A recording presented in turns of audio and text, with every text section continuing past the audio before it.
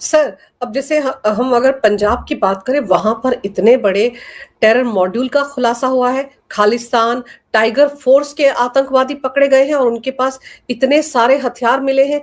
पता नहीं किस बड़ी वारदात को अंजाम देने की फिराक में थे वो लोग। आप सही कह रही हैं कि इसके बारे में पता ये लगा है कि 27 अप्रैल की ही रिपोर्ट्स में ये आ रहा है कि खालिस्तान टाइगर फोर्स, लेकिन आप याद करें कि इसमें Shambhu railway track Ambala Amritsar route के ऊपर जो फ्रेट कॉरिडोर है वहां पर आईईडी लगाते हुए एक आदमी लगाते लगाते ही मर गया।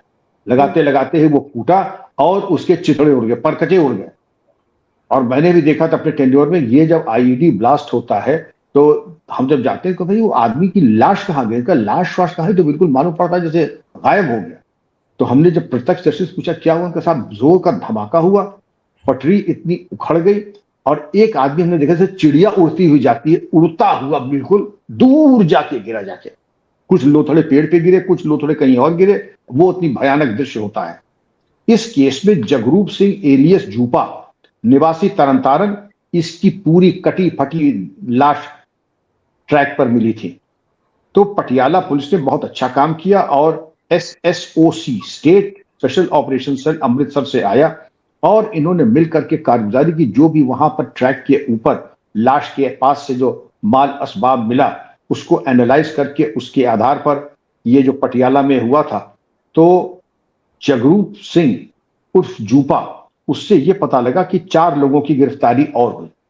प्रदीप सिंह खालसा जो चीफ है इस ग्रुप का, निवासी मनसा, कुलविंदर एलियस बग्गा ये भी मनसा का है, सतनाम सिंह एलियस सत्ता तरनतारन का रहने वाला है, गुरप्रीत सिंह उर्फ गोपी ये भी तरनतारन का रहने वाला है।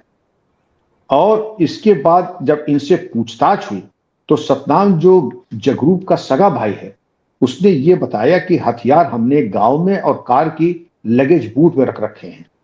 चौंकाने वाली बात अब आई, अब राजनीतिक संरक्षण की बात अब आती है जो आपने पहले सवाल किया था। इनकी अगर आप हथियार सुन लें और देख लें, ये ऐसे हथियार हैं जो फौज के पास रहते हैं। RPG, rocket propelled grenade, rocket propelled grenade इनके पास से दूसरा मिला है 296 किलो मेटेलिक आईडी यानी स्टिकी बॉम्ब का मटेरियल, जो बॉम्ब मटेरियल, 3 डेटोनेटर्स, तार और बैटरीज, आरडीएक्स 2 पैकेट यानी 1.5 किलो आरडीएक्स, P86 ग्रेनेड। अभी सुनती चलिए, ये राजनीतिक संरक्षण के आधार पे आते हैं, लाए जाते हैं, क्योंकि इनके दूरगामी परिणाम के इनके ऑपरेशन होते हैं चरमपंथियों के। अब पिस्तौलों का सुन लीजिए जरा। ग्लॉक पिस्टल जो आपने सुना होगा कि वीआईपी की सिक्योरिटी में इस्तेमाल होते हैं। Glock 9mm, star 30 bore, Austria, PX5 storm और 5 मैगजीन्स और 84 कारतूस। बात यही खत्म नहीं हो जाती है अंजू जी, आप आइए वायरलेस सेट, बेफेंग एक बहुत प्रतिष्ठित कंपनी है, बेफेंग का wireless set, headphone, 2 timer switches और ऐसे तमाम चीजें मिली हैं।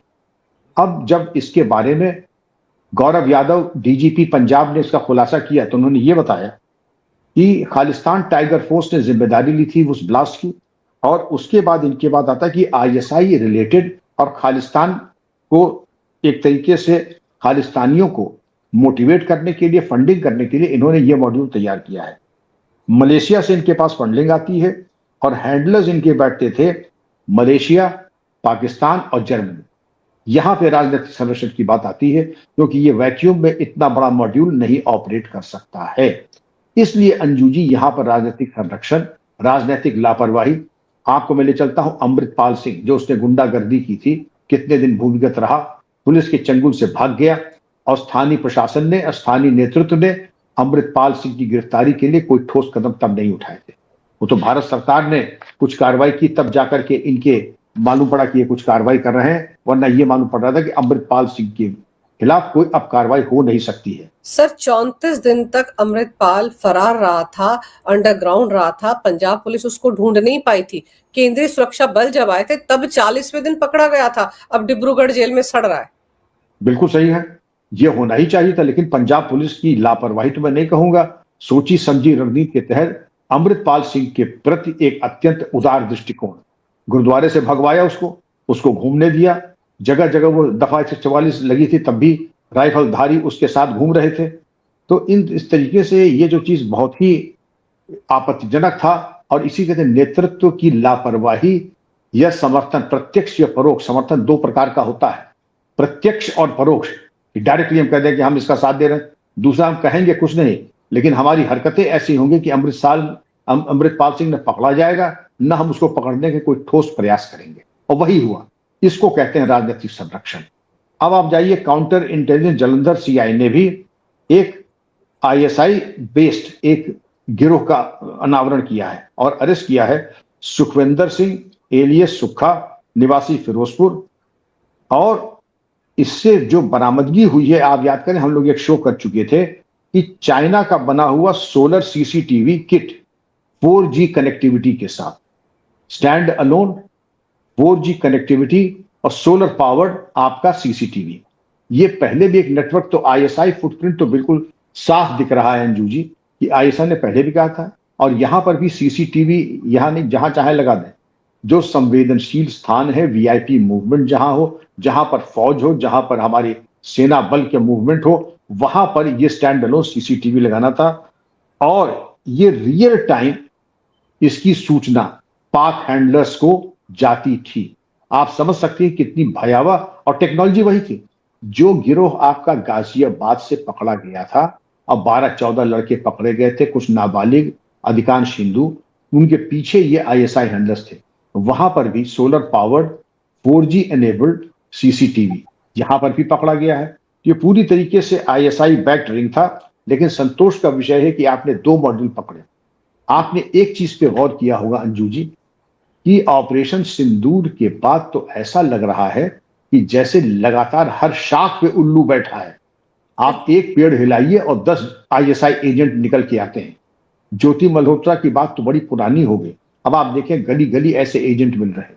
लेकिन इसीलिए यह जरूरी है कि मैंने आपके पिछले शो में एक चीज कही थी, तो आपके दर्शकों ने उसका समर्थन किया था कि राष्ट्र विरोधी गतिविधियों में अगर कोई पकड़ा जाए तो उसकी शुरुआत ही 10 साल से होनी चाहिए।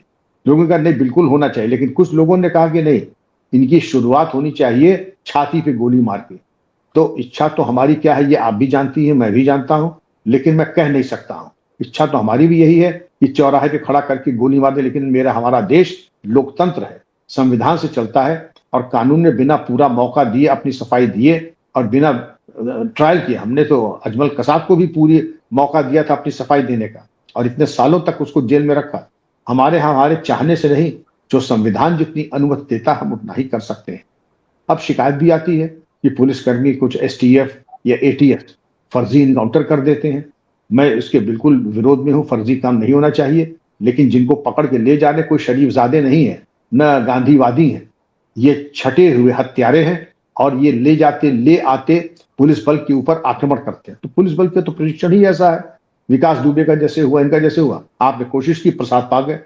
तो एटीएस, एसटीएफ और पुलिस का यही है कि कोई चीज उधार नहीं रखते हैं, तुरंत प्रसाद दे देंगे, तुरंत दान महाकल्याण। तो अगर किसी को आत्मघात करना होगा तो वही पुलिस के ऊपर आक्रमण करेगा।